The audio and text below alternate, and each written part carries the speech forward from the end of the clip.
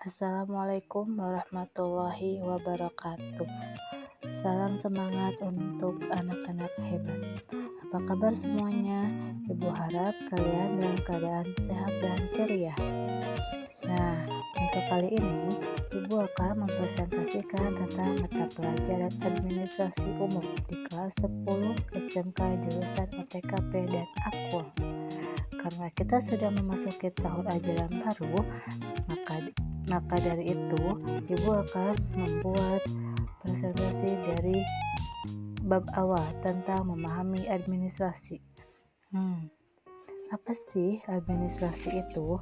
Coba deh kalian pikir dulu. Kalau kalian mendengar kata administrasi, apa sih administrasi itu? Oke. Ibu kasih jeda waktu 5 detik. 1, 2, 3, 4, 5. Pasti kalian semua sudah menjawab. Administrasi adalah yang berurusan dengan tata usaha, Bu. Administrasi berhubungan dengan kertas dan lainnya. Semua jawaban kalian benar, tidak ada yang salah. Oke, Ibu akan lebih memperjelas lagi pengertian administrasi. Ada 2 artian administrasi itu, dalam arti sempit dan dalam arti luas. Dalam arti sempit, administrasi adalah kegiatan penyusunan dan pencatatan data serta informasi secara sistematis dengan tujuan menyediakan keterangan bagi pihak yang membutuhkan serta memudahkan memperoleh kembali informasi secara keseluruhan dalam hubungan satu sama lain, atau dengan kata lain disebut tata usaha. Maksudnya, Bu, jadi intinya adalah seperti kamu masuk ke sekolah, ini pun pasti ada berkas atau data yang kamu butuhkan. Misalnya kamu men-scan nilai rapot kamu, sudah pasti sekolah memiliki nilai rapot kamu. Nah, nilai rapot kamu itu kamu simpan dan sebagai data.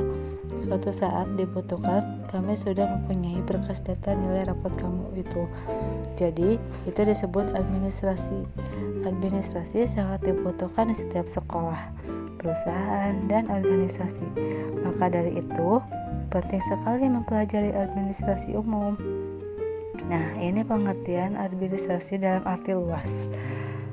Administrasi adalah kegiatan kerjasama yang dilakukan oleh 2 orang atau lebih berdasarkan pembagian kerja yang telah ditentukan dalam struktur organisasi dengan mendayagunakan sumber daya yang ada untuk mencapai tujuan secara efektif dan efisien.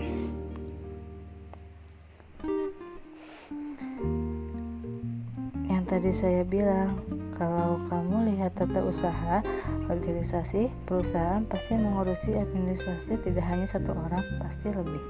Misalnya, yang mengumpulkan nilai rapot kamu adalah si Amir, tapi yang menyimpan nilai rapot kamu si Intan. Nah, setelah disimpan, ternyata nilai rapot kamu dibutuhkan. Nah, yang mencari nilai rapot kamu itu adalah si Iqbal. Jadi mereka punya pekerjaan atau tugasnya masing-masing.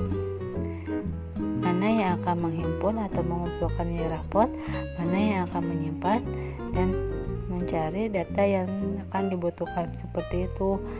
Nah, unsur-unsur administrasi. Unsur-unsur administrasi ada 8 menurut Delianji dalam bukunya Administrasi Perkantoran Modern tahun 2009. Yang pertama adalah pengorganisasian. Pengorganisasian adalah rangkaian perbuatan menyusun suatu kerangka organisasi yang menjadi wadah bagi setiap kegiatan dalam usaha kerjasama mencapai tujuan yang telah ditetapkan. Jadi dalam suatu administrasi butuh sekali pengorganisasian. Jadi kita butuh orang-orang untuk melakukan administrasi secara bersama-sama. Ada si A yang mencatat, ada si B yang menghimpun, dan ada si C yang mengelola seperti itu. Jadi tidak bisa hanya 1 orang saja. Hal yang kedua, Manajemen. Manajemen adalah rangkaian perbuatan menggerakkan karyawan-karyawan dan mengerahkan segenap fasilitas kerja agar tujuan kerjasama yang telah ditetapkan benar-benar tercapai. Setelah mengetahui nih siapa si A, B, C kita sudah tahu, lalu kita memanajemenkan. Si A tugasnya menghimpun, tidak mengerjakan yang lain. Masuk tugas pada job desk masing-masing. Ketiga, tata hubungan. Tata hubungan adalah rangkaian perbuatan menyampaikan warta dari satu pihak kepada pihak lain dalam usaha kerjasama. Dimana kita berorganisasi itu membutuhkan komunikasi. Jadi kita tahu data ini akan disampaikan kemana, untuk siapa. Jadi butuhnya komunikasi dalam administrasi. Yang keempat, kepegawaian. Kepegawaian adalah rangkaian perbuatan mengatur dan mengurus para tenaga kerja yang diperlukan dalam usaha kerjasama. Di mana karyawan TU tidak memiliki unsur kepegawaian dan mereka juga mengatur mengurus tenaga kerja lainnya, seperti misalnya di sekolah, tata usaha mengurusi guru-gurunya, kalaupun perusahaan berarti mengurusi karyawan-karyawannya. Nah, yang kelima, keuangan. Keuangan adalah rangkaian perbuatan mengelola segi-segi pembelanjaan dalam usaha kerjasama. TU mengatur pembelanjaan seperti kebutuhan alat tulis, sekolah, kertas untuk membuat soal, dan butuhnya administrasi. Yang keenam, perbekalan. Perbekalan adalah rangkaian perbuatan mengadakan, mengatur pemakaian, mendaftar, memelihara, sampai menyingkirkan segenap perlengkapan yang sudah tidak diperlukan dalam usaha kerjasama. Maksudnya, misalnya TU nih di sekolah, khususnya di kelas itu kan ada meja guru, bangku murid, terus papan tulis dan lain-lain. Terus diatur tata letaknya. Maka selain itu juga pemeliharaan meja, bangku, papan tulis dan lain-lain itu harus dipelihara. Nah, disitulah fungsinya administrasi perbekalan. Yang ketujuh, tata usaha. Tata usaha adalah rangkaian perbuatan menghimpun, mencatat, mengolah, menggandakan, mengirim, dan menyimpan keterangan-keterangan yang diperlukan dalam usaha kerjasama. Jadi di dunia bisnis itu adanya kerjasama satu sama lain. Dan yang terakhir, perwakilan. Perwakilan merupakan rangkaian perbuatan menciptakan hubungan baik dan dukungan dari masyarakat sekitar terhadap usaha kerjasama yang dilakukan. Untuk selanjutnya, karakteristik administrasi. Karakteristik administrasi terdiri dari adanya sekelompok orang, adanya kerjasama, adanya proses atau usaha yang berkesinambungan, adanya pembagian tugas, adanya bimbingan kepemimpinan dan pengawasan, dan yang terakhir adanya tujuan. Nah, selanjutnya jenis-jenis administrasi. Jenis-jenis administrasi terbagi menjadi beberapa bagian, yaitu yang pertama administrasi publik.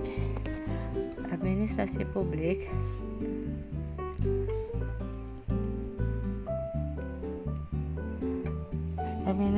publik dilaksanakan untuk memberikan layanan terhadap publik terkait keputusan-keputusan pemerintah yang menyangkut kepentingan umum. Yang kedua, administrasi pembangunan. Administrasi pembangunan berfokus pada implementasi rencana pemerintah dalam meningkatkan potensi suatu wilayah dan masyarakatnya. Jadi, si administrasi pembangunan ini umumnya dilakukan untuk memicu laju pertumbuhan di wilayah yang keadaan wilayah dan masyarakatnya belum berkembang atau mengalami masalah, sehingga harus dilakukan pemulihan dan penataan ulang.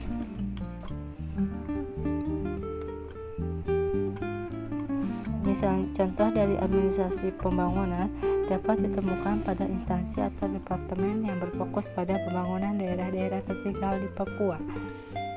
Yang terakhir, administrasi lingkungan. Administrasi lingkungan adalah seluruh kegiatan yang dilaksanakan dalam upaya menyeimbangkan kegiatan manusia dalam pembangunan dengan tidak merusak lingkungan di sekitarnya. Demikian presentasi dari Ibu, dan selanjutnya tetap semangat untuk siswa-siswaku.